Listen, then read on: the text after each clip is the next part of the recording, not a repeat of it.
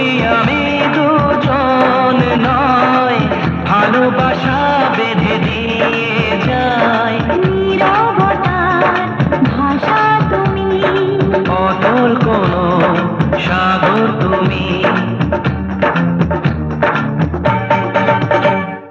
কাজল পরে শ্রাবণ